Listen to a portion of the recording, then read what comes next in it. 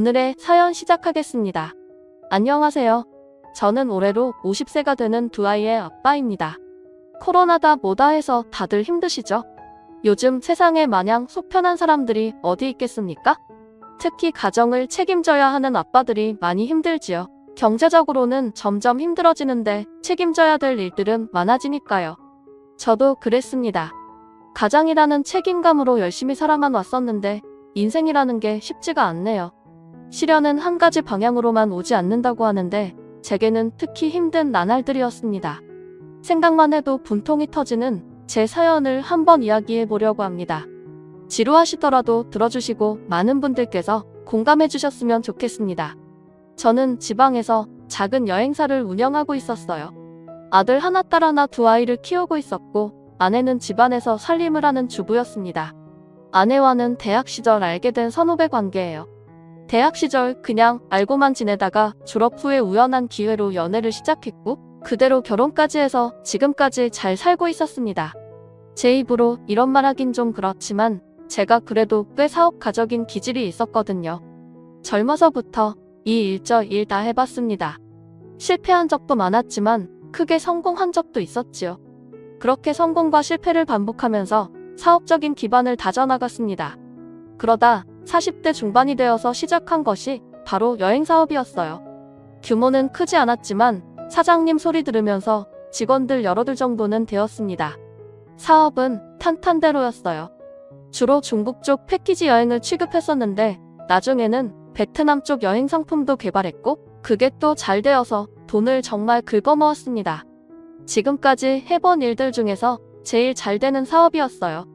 해마다 해외여행 인구는 늘어만 갔습니다. 저가 항공이다 뭐다 해서 예전보다 해외여행이 많이 쉬워졌거든요. 손님이 끊어질 걱정이 없었죠. 오히려 밀려드는 손님들의 문의를 거절하는 게 일이었답니다. 가격도 저렴했지만 친절하고 믿을만하다고 입소문이 나서 추천받아온 사람들이 많았어요. 저희 회사 모토가 여행자를 기쁘게 하자였습니다. 즐겁고 행복해지기 위해서 여행을 하는 건데 그 과정이 기쁘지 않으면 안 된다고 생각했거든요. 그래서 그런지 한번 저희 여행사를 이용한 사람들은 다음에도 꼭 저희 여행사만 찾더라고요. 이대로 사업이 계속 잘 되면 내 이름 걸고 크게 회사를 차려보는 것도 꿈은 아니겠다 싶었습니다. 그땐 아내도 행복했고 아이들도 잘 자라주어 온 가족이 걱정이 없었어요. 갖고 싶은 건 뭐든지 가질 수 있었고 먹고 싶은 게 있으면 망설이지 않았죠. 아내도 아이들도 가장으로서 남편과 아빠를 진심으로 좋아해 주었어요. 하지만 다들 아시다시피 코로나 시국이 되었고 제 사업은 내리막길을 걷기 시작했습니다. 처음에는 잠깐 이러다 말겠지 했어요. 어차피 여행이 많지 않은 비속이었고 코로나가 여름 전에만 물러가면 금방 회복이 될 거라 생각했어요. 그런데 그렇게 되지 않더라고요. 과거 비슷한 바이러스가 유행했을 때와는 차원이 달랐어요. 금방 끝날 것 같지가 않았죠. 급기야는 유럽이나 미국까지 바이러스가 전파되어 말 그대로 전 세계가 바이러스의 공포에 떨어야만 했습니다. 한 달, 두 달이 지났는데도 물러갈 기세를 안 보였어요. 해외여행은 꿈도 못 꾸게 되었죠. 많은 자영업자들이 힘든 시기를 보냈지만 특히 여행 사업하는 사람들은 하루아침에 수입이 제로가 되었습니다. 언젠가는 괜찮아지겠지 하며 기도하는 것도 나중에는 지치더군요. 그래도 백신이 보급되고 여행이 가능해지면 다시 일어설 수 있을 거라는 희망만 가지고 회사를 유지시켜왔습니다. 그런데 몇 달이 지나자 한계가 왔어요. 자본금이 다 바닥나버리고 직원들 월급도 못 주는 상황이 되어버렸죠. 결국 전 사업을 접어야만 했습니다. 남은 돈으로 직원들을 챙기고 나니 수중에 남는 돈이 하나도 없더군요. 젊은 시절 사업을 여러 번 접어봤지만 그때와는 달랐습니다. 직원들에게 미안하고 가족들 볼 면목이 없었어요. 나이가 들면서 책임감의 크기가 더 커졌더라고요. 더 이상 나 혼자 어떻게든 되겠지 하는 상황이 아니었어요. 아내에게는 모아둔 돈이 있으니 걱정 말라며 거짓말을 했습니다. 어떻게든 해볼 생각이었죠. 그런데 그렇게 사업을 접고 집안에도 돈이 떨어지자 아내는 절 은근히 무시하기 시작했습니다. 그전까지는 돈 걱정 안 하고 살다가 갑자기 허리띠를 졸라 메워야 하니 그게 힘들었나 봐요. 살림하는 사람이니 쓸 돈이 줄어든 게 더 크게 받아들여졌겠죠. 처음에는 지나가는 말처럼 궁시렁대더니 나중에는 아예 대놓고 잔소리를 하기 시작하더군요. 돈이 없으면 나가서 막일이라도 하던가 애아빠가 되어서 당신이 왜 그렇게 무능해? 그 소리에 저도 울컥하는 마음이 들더라고요. 무능하다니 지금 이렇게 된 게 내 잘못이야? 그리고 남편이 무슨 돈 벌어다 주는 기계야? 그동안 잘 벌어다 줄 땐 아무 말 안 하다가 돈 딱 떨어지니까 남편을 무능한 사람 취급해? 저도 화가 나서 쏘아붙였습니다. 그래도 가족은 언제나 내 편인 줄 알았는데 돈 앞에서는 아무런 소용이 없더군요. 아내는 그냥 남편이 아니라 돈 잘 벌어주는 남편이 필요했던 거였어요. 아내는 그것이 가장의 의무라고 하더라고요. 의무를 다하지 않는 가장은 가장으로서의 자격이 없다. 라는 말도 하더라고요. 그러다가 저도 아는 사람 이름을 들먹이더군요. 당신 영식이 기억나? 당신 후배였잖아. 걔는 이번에 돈 많이 벌었다더라. 능력 있는 사람들은 어떻게든 돈을 번다고. 그러니까 당신도 핑계대지 마. 라고 하더군요. 영식이는 내 후배이기도 하고 아내의 대학 동기이기도 했어요. 그 이름을 듣자 문득 생각나는 게 있더군요. 몇 년 전 제가 하는 사업이 궤도에 올랐을 때 그 후배가 찾아온 적이 있었어요. 당시 하던 일이 잘 안 풀려서 빚을 지게 생겼다며 돈을 빌려달라 했었죠. 자존심 강하고 늘 자신감에 차있던 후배였는데 내 앞에 찾아와 고개를 허리까지 숙이더라고요. 그 모습이 안 되어 보여서 이자도 없이 돈을 빌려주었어요. 큰 액수는 아니었지만 후배에게는 목숨과도 같은 돈이었죠. 그 후에 그 돈을 잊고 지냈었는데 아내의 입에서 그 이름을 들으니 그 돈이 생각나더라고요. 받을 생각 없이 빌려준 돈이긴 했지만 지금 내겐 그 돈이 너무 절실했죠. 그래서 다음날 전 후배 영식이를 만나러 갔습니다. 한동안 못 보고 지냈어서 어떻게 사는지도 몰랐는데 아내 말대로 사업이 정말 잘 되었나 보더군요. 번듯한 사무실에 화려하게 차려입은 후배를 보니 제가 더 초라하게 느껴졌습니다. 후배는 이것저것 취급하는 온라인 유통업을 했었는데 마스크 판매로 대박을 쳤다고 하더군요. 누구는 코로나로 사업이 망했는데 누구는 그게 기회가 되어 큰 돈을 벌게 된 거였죠. 몇 년 전 고개를 푹 숙인 채 나타나 돈을 빌려봤던 그 후배가 아니었습니다. 눈빛은 20대 때처럼 자신감이 차 있었고 깔끔한 수트에 손목에는 비싼 시계가 번쩍이더군요.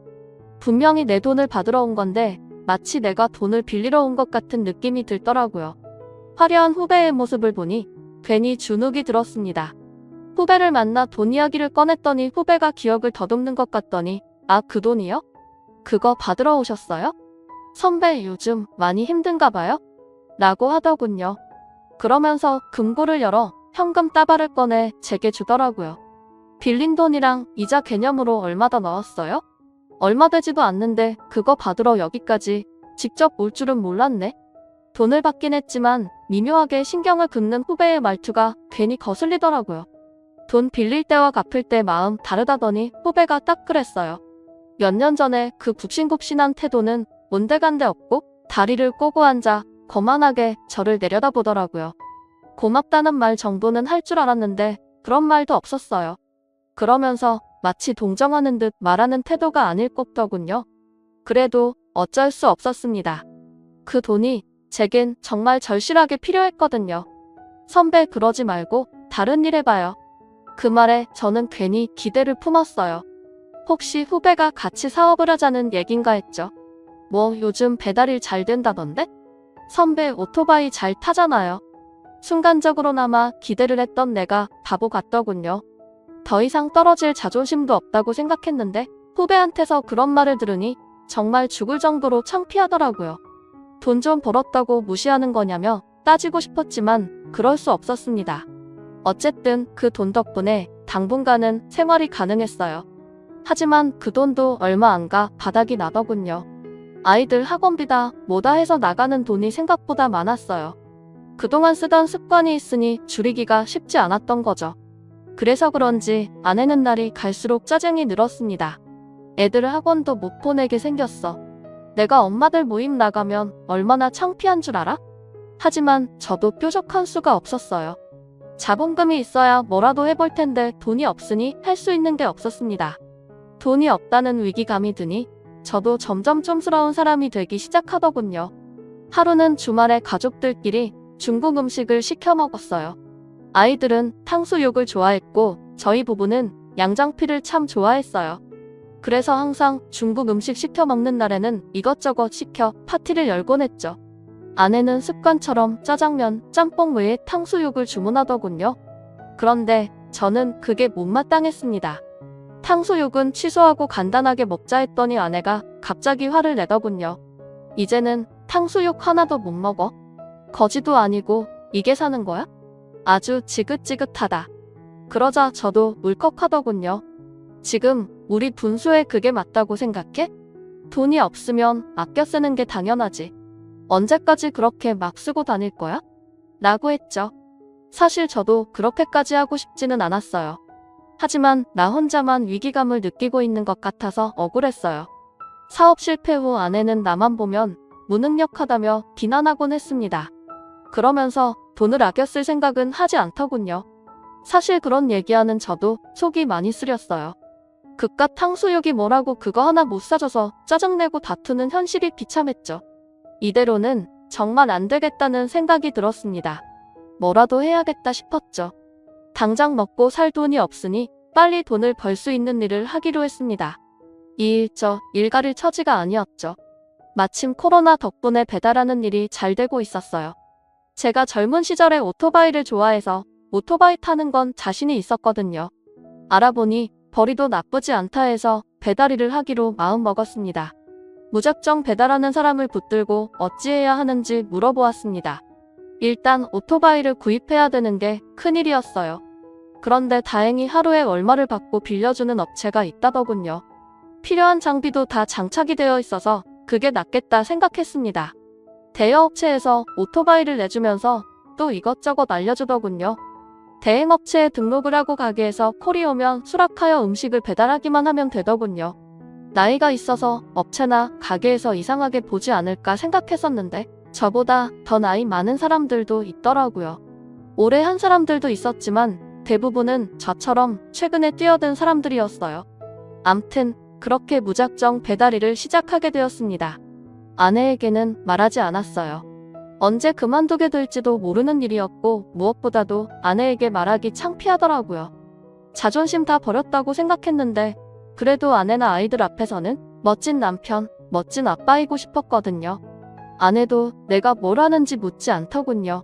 매일 오후에 나가서 밤늦게 들어오는 남편이 궁금할 법도 한데 이제는 제가 뭘 하든 관심이 없더라고요.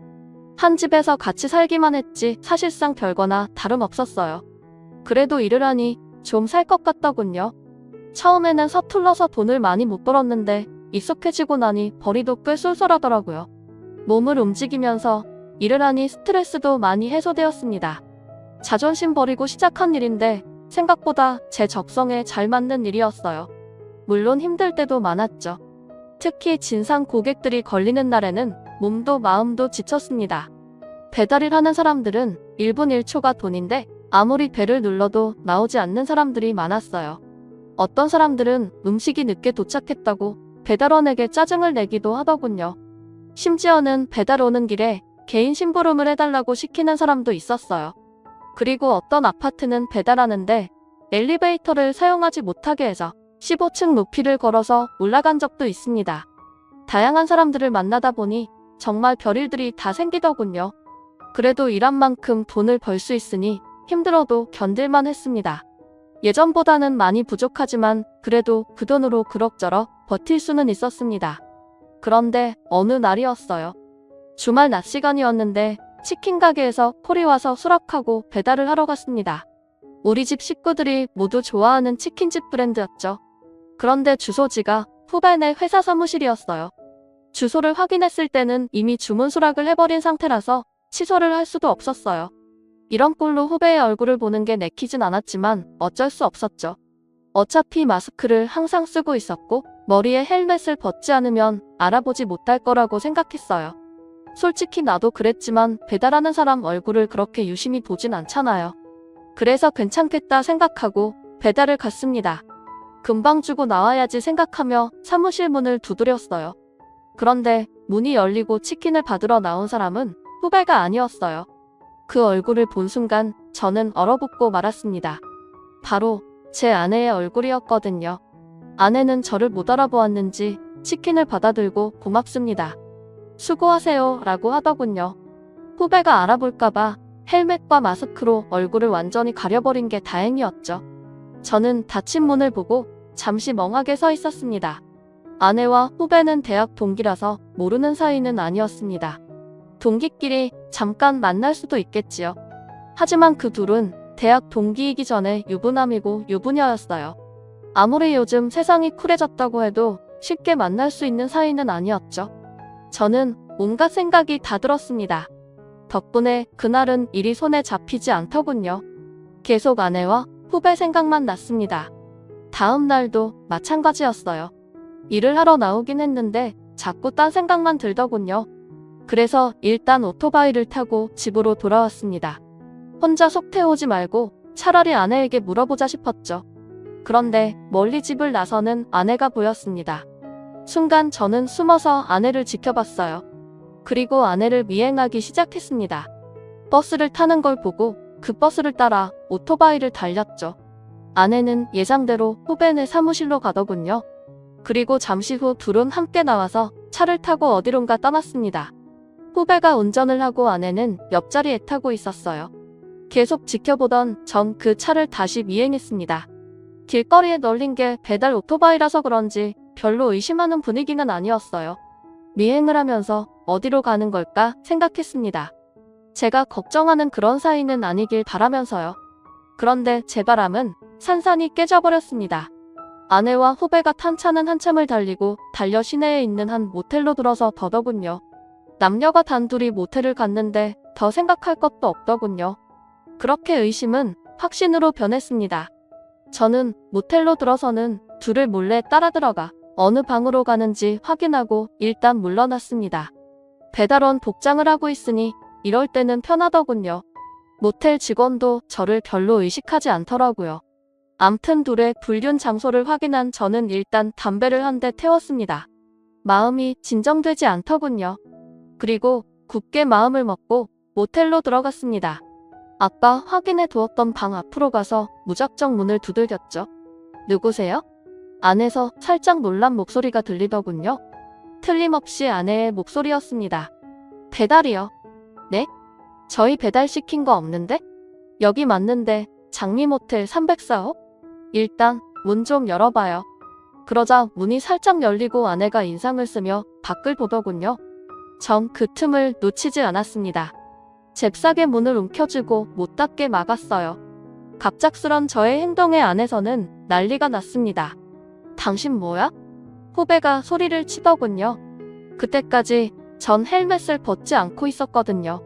그냥 웬 미친 배달부가 행패를 부리나 보다 생각했지요. 후배와 아내는 이제 막 거사를 치를 생각이었는지 옷가지가 틀어져 있었어요. 그런 상황에서 낯선 사람이 쳐들어왔으니 놀랄 법도 했겠죠. 당장 안 나가면 경찰 부를 거야? 그제서야 저는 헬멧을 벗고 제 얼굴을 보여주었습니다. 그러자 아내가 헉소리를 내며 주저앉아 버리더군요. 후배도 저를 보고 당황해서 뒷걸음질 쳤습니다. 선배, 저는 그게 아니라. 아니긴 뭐가 아니야. 그동안 쌓였던 울분이 폭발해버렸어요. 벌건 대낮에 남녀가 여기서 이러고 있으면 하나밖에 없지. 아니긴 뭐가 아니야. 그러자 아내가 손을 싹싹 빌면서 용서를 구하더군요. 아내의 그런 모습을 보니 더 화가 났습니다. 그동안 아내에게 무시당하면서도 아무 말 하지 못했던 제가 한심하더군요. 남편은 한 푼이라도 벌어보겠다고 배달일을 하는데 이러고 있었다니 기가 막히더라고요. 당신 그렇게 나 무시하더니 꼴이 이게 뭐야? 나보고 아빠 자격 없다 했지? 그러는 당신은 엄마 자격 있다고 생각해? 그러자 아내는 포기한 듯 한숨을 내쉬더군요. 그러면서 내게 하소연을 하기 시작했습니다. 그동안 돈 많은 사모님으로 살다가 갑자기 없이 살려니까 미치고 환장할 것 같았대요. 그래도 영식이 만나면서 돈도 쓰고 다니니 숨통이 좀 트이는 것 같더랍니다. 그렇게 몇 번 만나다가 둘은 건너지 말아야 될 강을 건너버렸더라고요. 여보 미안해. 나도 내가 잘못한 줄은 아는데 정말 어쩔 수 없었다고. 그렇게 말하는 아내가 정말 가증스러워 보이더군요. 돈이 뭐라고 아내가 이렇게까지 변했나 싶은 생각에 배신감도 들었고요. 자기 아쉬울 때만 손 내밀고 정작 내가 힘들 땐 차갑게 대하던 후배도 미웠습니다. 내 사정 뻔히 알면서 어떻게 둘이 바람을 피울 생각을 했을까요? 귀신보다 사람이 더 무섭다 하더니 막상 제가 겪어보니 그 말이 무슨 말인지 알겠더군요. 모텔에서 그렇게 난리를 치고 난 후 저는 정식으로 이혼 절차를 밟았습니다. 다행히 아이들도 이해를 해주더군요. 아이들을 봐서라도 열심히 살아야겠다 생각했습니다. 그리고 후배도 가만히 둘 순 없었습니다. 후배네 와이프에게도 불륜 사실을 알렸어요. 재수 씨는 안 그래도 의심을 하고 있었다며 가만히 안 둘 거라고 하더군요. 아마 집안이 한바탕 난리가 났을 거예요. 그리고 전 얼마 후 배달일을 그만두게 되었습니다. 소문이 퍼져 제 일이 여기저기 알려지게 되었는데 그 소문을 들은 친구 한 명이 개인적으로 연락을 해오더군요. 그 친구는 통신부품을 만들어 해외로 납품하는 일을 하고 있었어요. 거래처 중 한 곳이 중국에 있었는데 그쪽을 담당해줄 중국통이 필요하다고 하더군요. 마침 제가 여행사 일을 하면서 중국을 많이 알고 있었고 중국어도 어느 정도는 알아들을 수 있어서 적격이었어요. 친구도 모르는 사람보다는 믿을 수 있는 사람에게 맡기는 게 좋다고 하더라고요. 월급은 많지 않았지만 언제까지 배달일만 하고 살 수는 없었기에 친구의 제안을 수락했습니다. 다시 일을 하게 된 저는 욕심내지 말고 밑바닥부터 다진다는 결심을 했습니다. 짧았지만 배달일을 하면서 느낀 바가 많았거든요. 그동안은 사업이 잘 되기만 했어서 초심을 잃었던 것 같더라고요. 힘든 일을 겪고 나니 그게 다 내가 마음을 다잡을 수 있는 계기가 되었습니다. 뉴스를 보면 경제가 어려워지면서 많은 사람들이 고통에 시달리고 있더라고요. 하지만 한 번의 실패를 끝이라고 생각하지 말았으면 좋겠습니다. 사람은 의지와 희망만 있으면 언제든지 다시 일어설 수 있거든요. 2번, 3번 쓰러져도 7번 일어나는 오뚜기 정신으로 모두들 화이팅 하시길 바랍니다. 감사합니다.